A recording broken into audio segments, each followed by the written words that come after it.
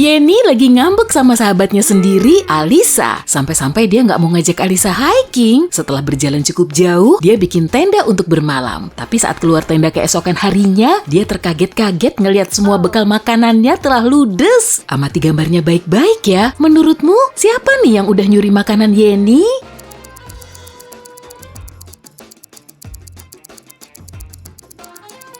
Di permukaan tanah memang ada banyak jejak kaki, tapi hewan tersebut pasti nggak akan bisa bawa wadah sebesar ini karena tubuhnya terlalu kecil. Rupanya, Alisa telah membuntuti Yeni dan ngeprank sahabatnya, tapi dia malah ninggalin ikat rambutnya di TKP. Apa kamu bisa nemu pola semanggi berdaun 4 di gambar ini?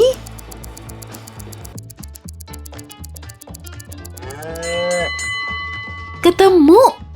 Karena udah bosen hidup di kota, Panji akhirnya pindah ke desa. Di sana dia membuka warung kopi kecil-kecilan dan kopinya langsung ngehits di kalangan petani lokal dan para turis. Tapi suatu malam, seseorang membobol warkopnya itu lalu menggasak barang berharga di situ. Panji langsung menginterogasi 4 tersangka. Dahlan bilang malam itu dia sedang berada di luar kota. Sedangkan Laila beres-beres rumahnya semalam suntuk. Vina bilang dia lagi nyemai bibit bunga, lalu Hasan mengaku dia lagi ngurusin hewan ternaknya. Siapa yang udah bohong?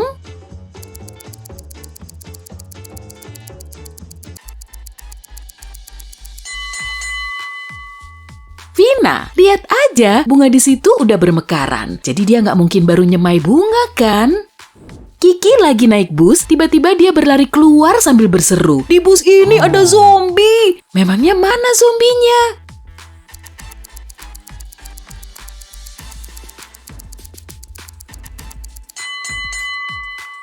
Si pengemudi, lihat aja tangannya.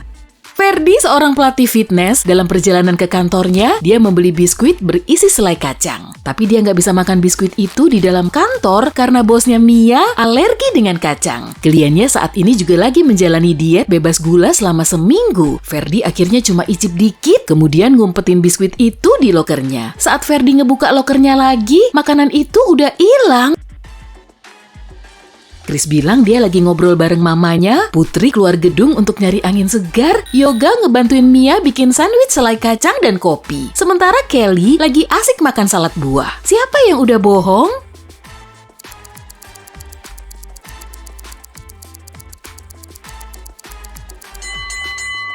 Yoga, Mia kan alergi kacang, kok dia malah bikin sandwich selai kacang? Gak mungkin lah. Belajar kosakata bahasa Inggris pakai emoji ini yuk. Apa kamu tahu maksudnya?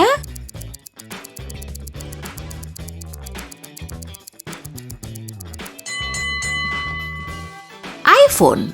Gimana dengan kombinasi ini?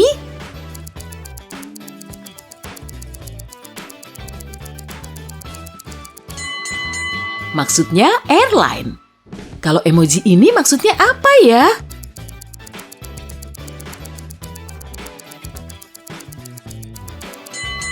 Pasti coffee break. Kita coba emoji lain yuk.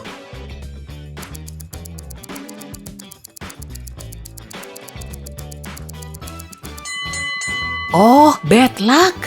Maksud dari kombinasi ini apa sih?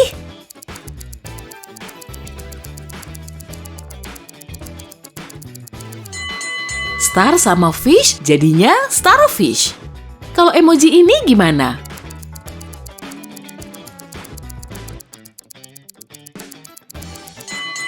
Cornbread. Gimana dengan dua emoji ini?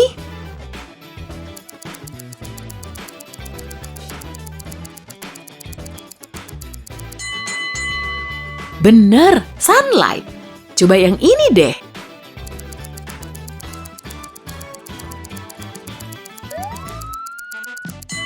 Jawabannya sunglasses.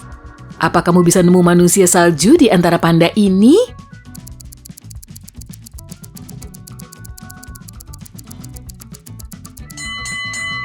Di sini rupanya.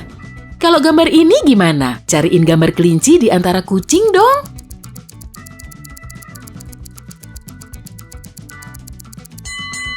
Wah, nyempil di sini.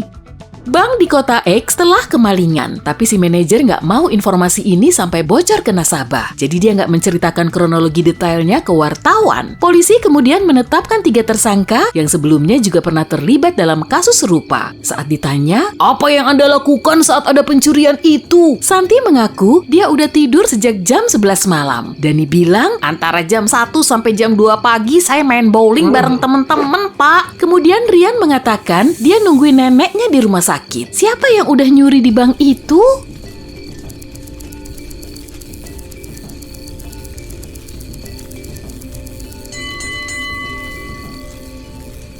Dani, polisi nggak nyebutin waktu spesifik saat pencurian itu terjadi. Kok dia udah tahu duluan?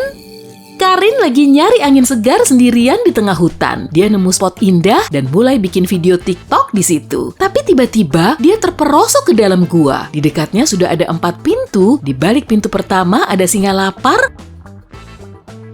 Berbagai spesies serangga berbisa ngumpet di balik pintu kedua. Di belakang pintu ketiga ada terowongan api. Lalu di balik pintu keempat ada kabel bermuatan listrik. Pintu mana yang paling aman?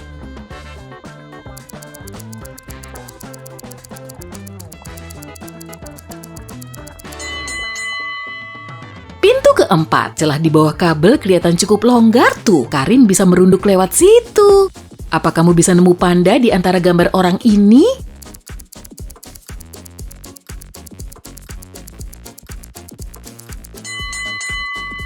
Di sebelah sini, Bu Rini baru aja diangkat jadi dosen. Dia kemudian memulai kelas pertamanya dengan bikin tes mudah. Setelah mengawasi semua mahasiswa dengan seksama, dia tahu kalau 3 mahasiswanya lagi nyontek. Memangnya siapa aja?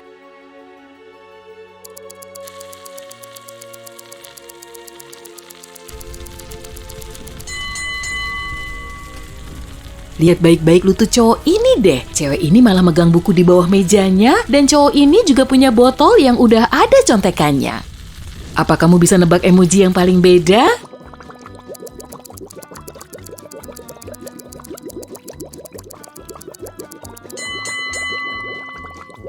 Waduh, giginya berlubang tuh.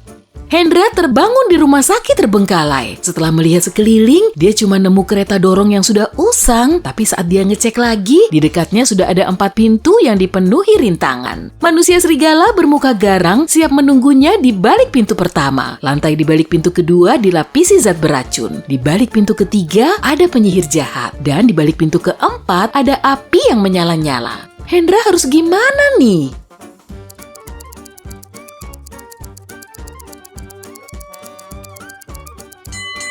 Sebaiknya pilih pintu kedua aja, dia bisa melewatinya dengan bantuan kereta dorong. Apa kamu bisa nemu gambar ikan yang paling aneh?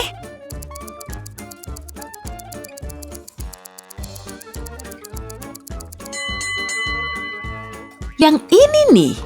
Untuk meniti karir, Gita pindah ke rumah mungil di sebuah desa kecil. Di dalam basement, dia nemu sejumlah kotak, kemudian menjualnya di dekat garasi. Gita juga masang iklan yang bertuliskan, serba 15.000 untuk menarik calon pembeli. Di situ Lia beli kotak harta karun, Putra beli cermin, dan Dani beli kotak perhiasan usang. Setelah mereka pergi, tetangga Gita ngasih tahu kalau dia sudah ceroboh. Barang super mahal di rumah itu malah cuma dijual Gita dengan harga murah. Memangnya barang apa sih?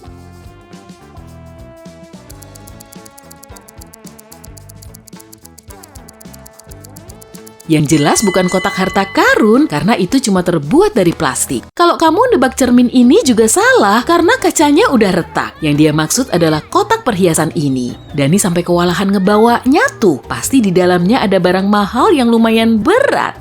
Apa kamu bisa nemu emoji yang paling beda?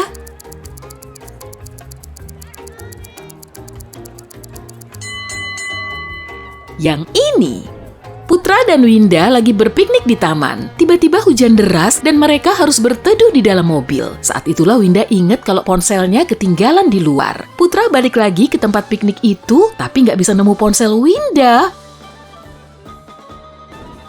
Kemudian Putra masuk ke kafe terdekat untuk ngecek pengunjungnya. Di situ ada 3 orang dan Putra langsung tahu pencurinya. Apa kamu juga bisa nebak pelakunya?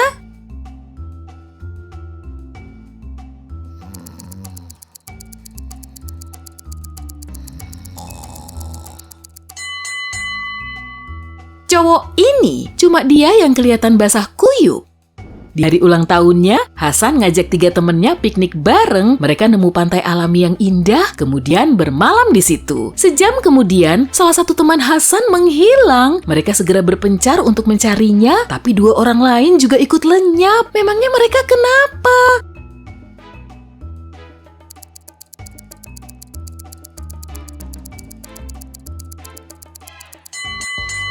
Teman-teman Hasan cuma mau ngerjain dia kok. Mereka lagi nunggu Hasan ngebawain kue ultah ke atas kapal. Maria baru aja balik dari perjalanan bisnisnya selama 2 hari. Karena udah kelaparan, dia langsung menuju ke dapur. Apa kamu bisa bantu Maria ngebuang makanan yang udah busuk?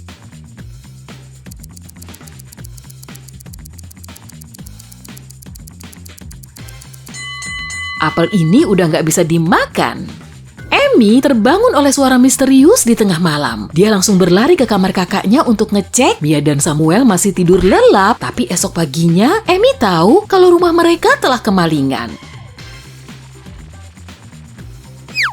Mia bilang dia tidur nyenyak dan gak tahu ada suara aneh. Samuel bilang dia masuk ke kamarnya sangat larut, kemudian langsung tidur. Sebenarnya ada apa sih ini?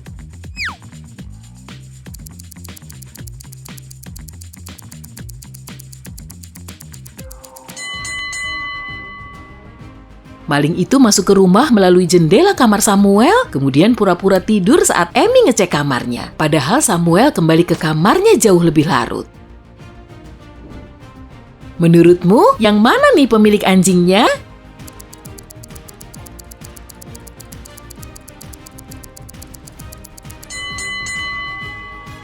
Pasti cewek yang di tengah. Cuma dia yang gak ngelus-ngelus bulu anjing itu. Berapa hasilnya?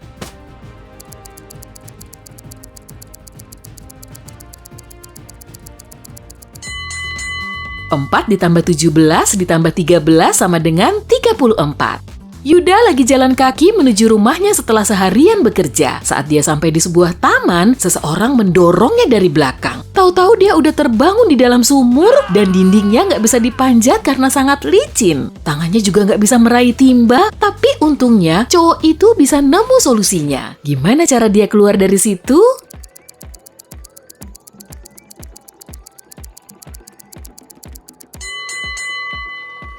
Yuda ngelepas sepatunya, lalu melemparnya ke dalam timba. Karena lebih berat, timba itu bisa turun dan Yuda bisa memakainya untuk manjat keluar sumur.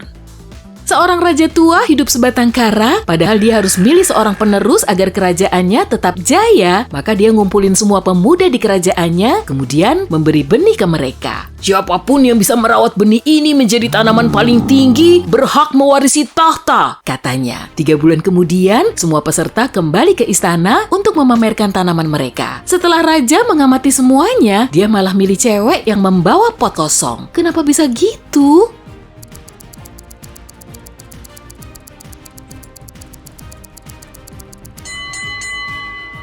Raja membagikan biji palsu ke semua peserta. Jadi cuma cewek ini yang udah jujur, dia nggak nipu sang raja. Ada 3 tongkat, gimana caranya bikin jadi 4 kalau kamu nggak boleh memotongnya?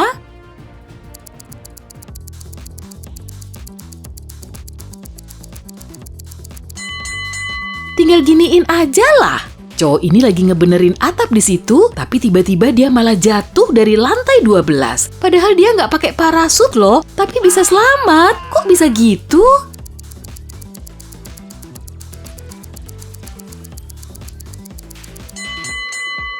Dia berhasil mendarat di balkon lantai 11.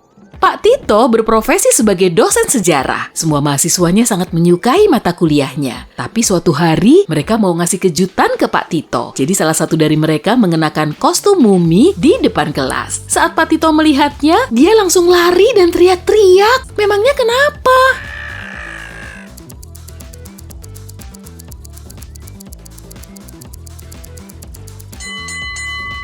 Muminya bukan kaleng-kaleng tuh. Tubuhnya bisa melayang dan dikerubuti lalat.